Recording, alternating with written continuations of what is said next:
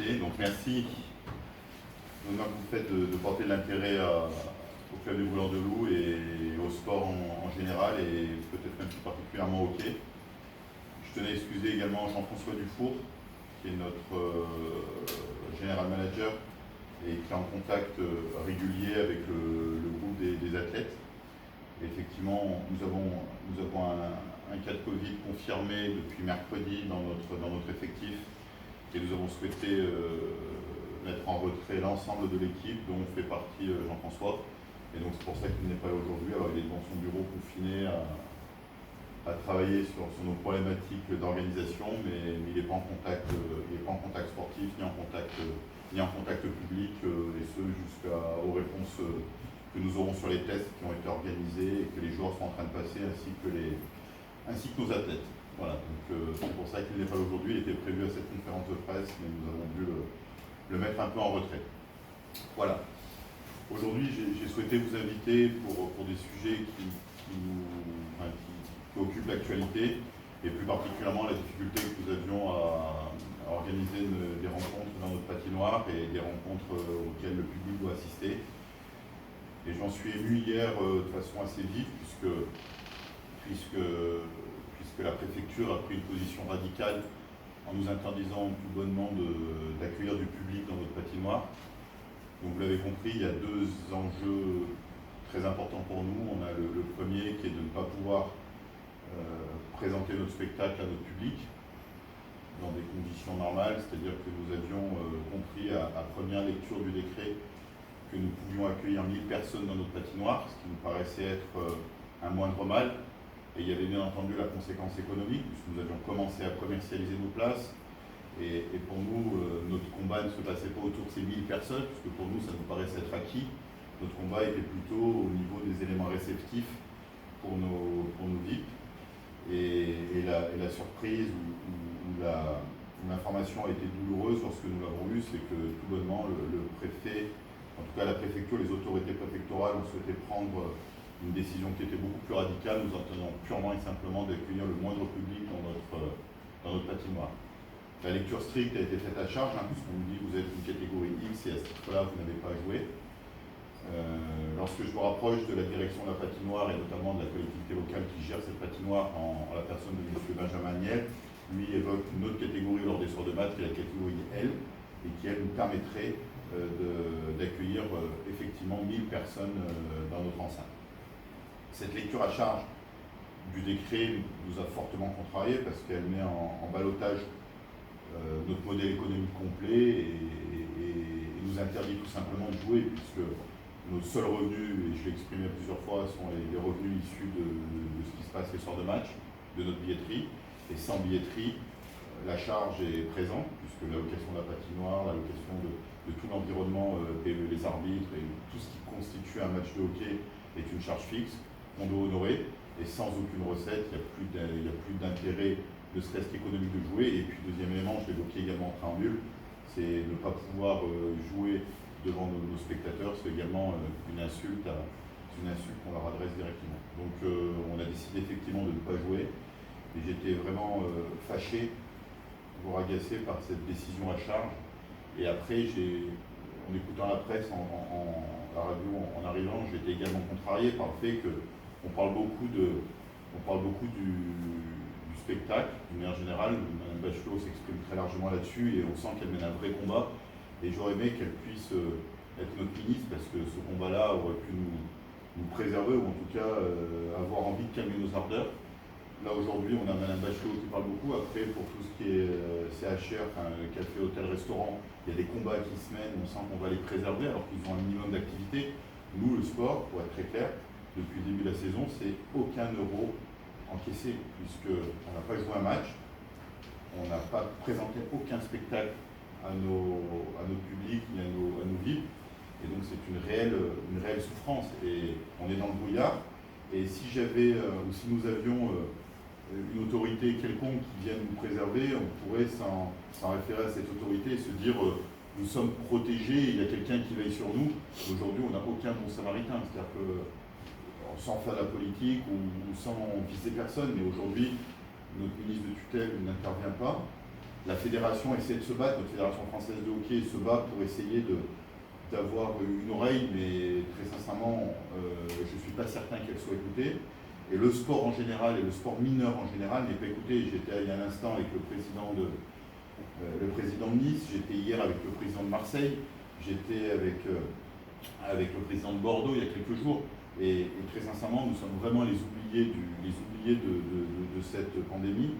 En tout cas, c'est le sentiment que j'ai. Mais au-delà de ça, le sport est oublié, puisque on ne parle pas de tous les sports en salle, le hand, le basket, enfin tout ça, aujourd'hui, depuis, vous êtes la presse et vous devez lire et écouter comme moi, on ne parle pas de nous. Et je vais encore aller descendre à un niveau un peu plus bas, le sport, même le sport mineur, c'est-à-dire que tout le sport mineur est également oublié, et tout ceci crée des frustrations, et c'est pour ça qu'aujourd'hui on a souhaité vous inviter pour que vous puissiez vous faire l'écho de ce no man's land dans lequel on nous a abandonnés. Voilà, c'était un petit peu pour ça que je me suis permis de vous demander de venir et de vous exprimer cette énorme souffrance. Pour moi, le sport est nécessaire à la société, et aujourd'hui, à part mourir, on n'a pas grand-chose à faire. Voilà un petit peu l'objet de cette rencontre. Alors si vous aviez des questions, je répondrai avec beaucoup de plaisir. Et plus elles seront pertinentes, et plus elles seront insidieuses, et mieux elles me conviendront. C'est pertinent, mais est-ce que vous avez réussi à chiffrer un peu combien pourrait vous coûter un match à huis clos? Un match à huis clos, c'est 50 000 € de perdu. À minima, en sachant que j'ai presque envie d'être positif dans cette adversité, c'est que tant que je n'ai pas joué, je n'ai pas perdu. Donc aujourd'hui, on n'a pas joué, on n'a pas perdu. C'est comme en bourse, hein, j'ai des titres qui sont descendus, mais tant que je ne les ai pas vendus, je n'ai pas perdu. Je suis un peu dans la même logique. C'est de me dire, on n'a pas joué de match, on n'a pas perdu. Aujourd'hui, les partenaires continuent à signer des partenariats, donc ils sont confiants. Notre public a acheté des places. Nos abonnés continuent à nous faire confiance, ils se sont abonnés. Donc aujourd'hui, tous ceux qui peuvent m'envoyer des signaux positifs l'ont fait. Les seuls qui ne m'envoient pas de signaux positifs aujourd'hui, c'est le pouvoir régalien, c'est toute cette autorité qui nous dit non, vous ne bougez pas, nous on considère qu'on ne veut pas que vous jouiez, et quelle que soit l'adaptation. Et quand on va les voir, on leur dit est-ce qu'on ne pourrait pas adapter, est-ce qu'on ne pourrait pas travailler? Moi je ne suis pas pire que le Puy du Fou, je ne suis pas pire que ce qui se passe dans les grandes surfaces, je ne suis pas pire que ce qu'on voit quand on voit des manifestations. On en a eu et pour des raisons réelles ce week-end. Je ne suis pas pire que ça, et je ne suis même pas pire que le rugby, c'est-à-dire qu'un rugby et le foot, et je ne les vise pas, aujourd'hui je ne suis pas en train de montrer du doigt, je suis juste en train de dire, on aide peut-être qu'eux ont des fédérations un peu plus fortes, et lorsqu'on les rencontre dans le stade et qu'on leur dit, bien vous, dans vos espaces libres, vous pouvez recevoir 500, 600 personnes, il faut qu'ils soient assis, qu'ils aient des masques, mais vous pouvez les recevoir. Moi je dis, je reçois dans mes tribunes, je leur demande d'être assis, je mets 1 mètre entre chacun des gens que je reçois dans ma patinoire. Je vais voir la FNOR pour leur dire faites-moi un protocole, parce que moi ma priorité première, c'est que je veux que mon public, c'est peut-être un peu prétentieux, mais je souhaite que mon public soit préservé, soit protégé. Donc on met en place des moyens importants. On me laisse aller jusqu'au bout, c'est-à-dire que je dépose un dossier en préfecture qui fait 100, 150 pages avec un protocole AFNOR. On est le seul club français à avoir eu cette démarche de préserver notre public. Et quand j'arrive au bout, c'est comme quand vous avez traversé la ville et que vous arrivez au buffet, on vous dit non, tu touches pas. Non, tu touches pas, t'as pas le droit. Soit on me le dit au début, et à ce moment-là je l'entends, mais qu'on ne me le dise pas quand on arrive au terme de notre mission. Donc tout ça, ça rajoute à chaque étape des frustrations. Et quand je sais qu'on a vendu nos places depuis 15 jours pour pouvoir jouer notre match le 30, que je me bats avec la fédération, on me dit il y a le couvre-feu, vous ne pouvez pas jouer le soir. Je leur dis ok, on va travailler avec la fédé pour déplacer le match au samedi. J'appelle mon adversaire Kécham et je leur dis est-ce que vous acceptez? Il me dit ouais, on va venir vous aider, on va venir samedi. Et lorsqu'on a validé tous ces préalables, qu'on a envoyé notre demande à la préfecture, qu'on nous a rien dit, et qu'on reçoit un mail laconique en nous disant non, vous ne jouez pas, que je les appelle, je leur dis faites-moi audience, permettez-nous de vous expliquer ce que nous on va faire. Non, non, monsieur, le texte il est clair. Et quand on leur dit mais non, le texte, lisez-le bien, X, ok, mais elle, on a le droit de jouer. Monsieur, regardez en bas, il y a 2 petites lignes qui disent que le préfet il a toute autorité. Et je jouis juste de ce droit pour vous dire vous jouez pas. Eh bien, j'ai un sentiment, au-delà de tout le contexte, c'est un manque de respect. Et je vais encore aller encore plus loin dans mon propos, c'est dire qu'à un moment donné, ok, je joue pas, ok, on est classé X, juste faites-nous l'honneur de nous recevoir et de nous dire vous n'allez pas jouer, pourquoi vous ne jouez pas. On n'en est même pas là. C'est-à-dire qu'on est négligé, on fait venir 120 000 personnes dans notre patinoire, la période est compliquée, tous les messages qui sont envoyés sont durs. Effectivement, on est tous centrés sur cette pandémie et on est tous conscients qu'il faut préserver la santé, que c'est la priorité numéro 1. Mais à un moment donné, ça n'empêche pas le discernement, ça n'empêche pas la bonne lecture de la situation, ça n'empêche pas l'économie. Aujourd'hui, moi j'ai 40 familles qui vivent grâce à ce club de hockey, au-delà de tout l'environnement sanitaire. J'ai 40 familles qui vivent grâce à ce hockey, et si demain on dit stop, 40 familles, c'est 80 personnes, c'est peut-être autant d'enfants, et tout ce pan de l'économie qu'on veut tuer, il est de mon rôle de le dire et de crier haut et fort.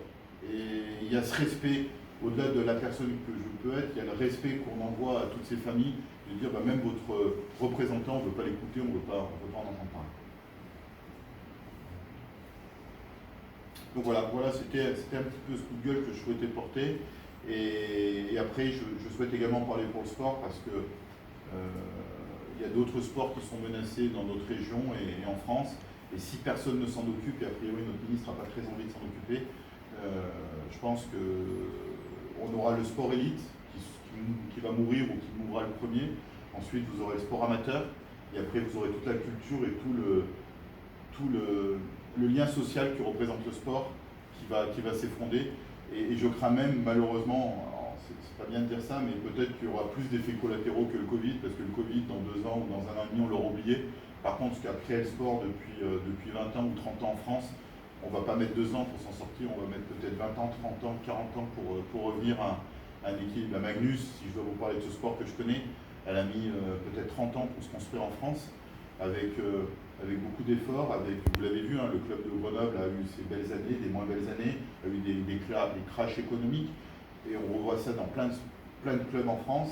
Aujourd'hui, on a atteint une sorte de stabilité, une sorte de modèle économique à peu près périn, et on vient vous dire c'est fin de l'histoire pour vous, et on ne veut même pas vous écouter, on ne veut même pas vous entendre pleurer dans votre coin, et laissez-nous des occupations bien plus importantes que sont le spectacle, que sont la culture, que sont tous ces éléments-là.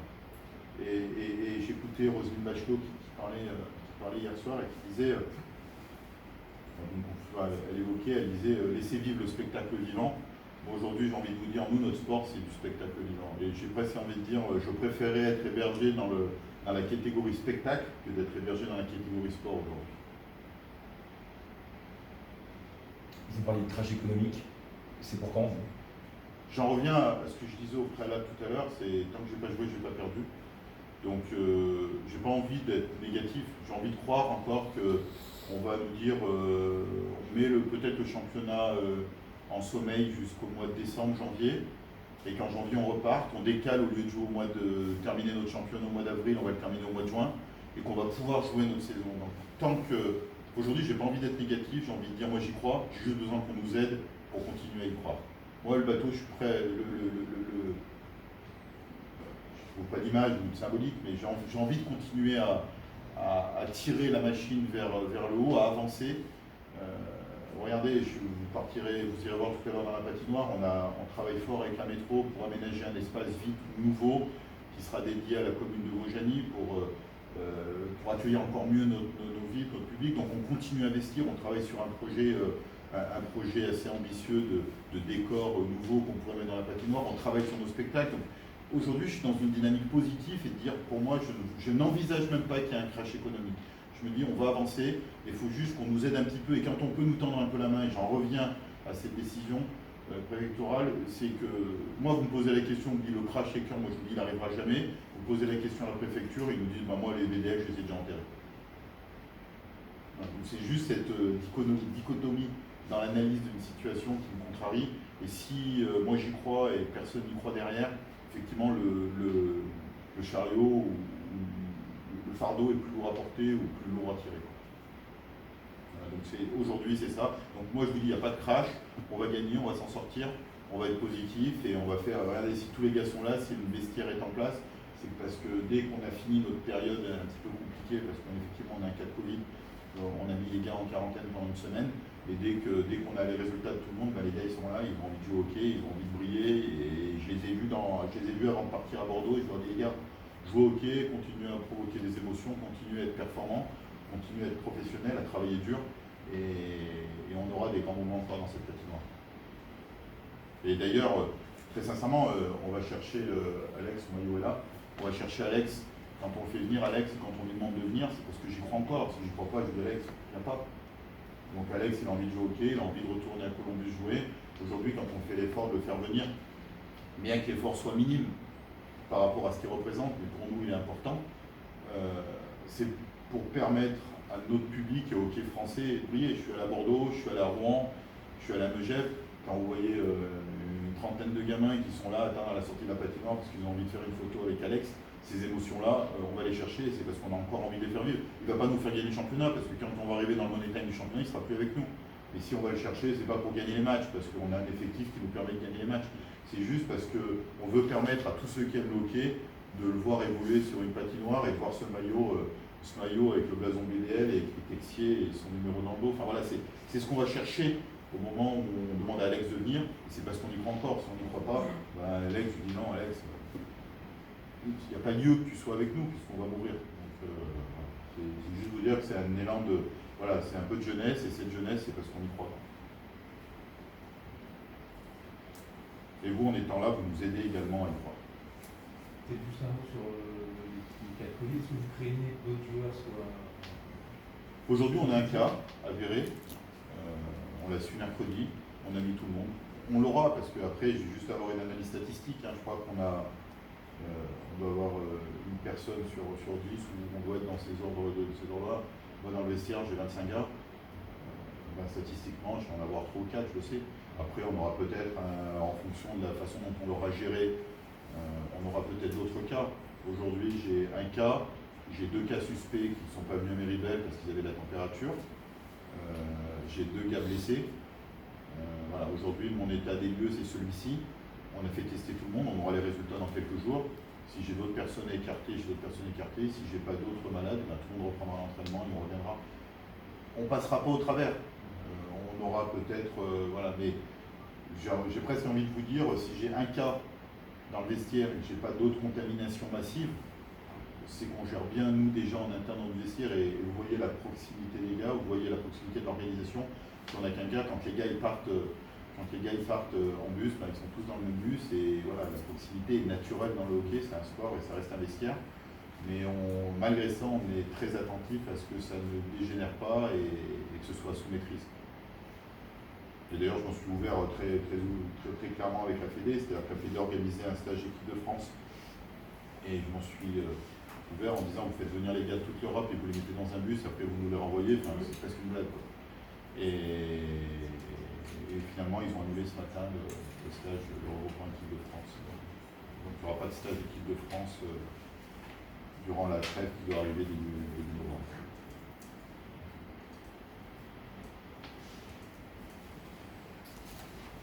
Voilà un petit peu pour notre actualité. Après, vous dire que nos partenaires ont continué à nous accompagner. On a au 1er octobre, nous avions un temps de passage qui était équivalent aux années sans Covid avec nos partenaires. Ça veut dire qu'ils croient également. Sur nos abonnés, nous avions plafonné nos abonnements à 500 abonnés et nous avons très vite atteint les 500 abonnés. Habituellement, nous sommes sur une base de 700-750 abonnés et on avait souhaité l'arrêter parce qu'on anticipait une difficulté qui pouvait intervenir. Donc, tous les signaux qui nous sont envoyés par nos publics, par ceux qui nous aiment, sont positifs. Votre présence aussi est un signe positif puisque ça veut dire que vous avez encore envie de nous écouter. Il y a juste, les collectivités locales ont continué également à nous accompagner. Les 4 collectivités nous envoient des signaux. Je les ai appelés quand on a eu cette décision préfectorale. Ils continuent à nous accompagner en nous disant on croit en vous et soyez courageux et on vous aidera si vous avez besoin qu'on vous aide. Le seul signal négatif est venu de la préfecture. Et j'entretiens un très bon rapport avec le préfet et très sincèrement, c'est pas lui que je vise. C'est le pouvoir qu'il représente. Alors je ne sais pas quelle pression ou quelle décision, comment il prend cette décision, mais j'aurais aimé la comprendre et c'est pour ça que je ne la comprends pas et qu'on n'ait pas voulu nous écouter et comprendre notre situation. Aujourd'hui, si j'ai un message à passer, Je veux juste qu'on dise, je ne suis pas en train d'arbitrer entre le sanitaire et l'économie. Pour moi, il n'y a pas de sujet. L'important, c'est le sanitaire, on veut préserver. Moi, ce que je peux vous dire, c'est qu'on avait tout fait, et notre patinoire qui peut abriter ou qui peut accueillir 4200 personnes est suffisamment vaste pour pouvoir avoir nos cellules en toute sécurité.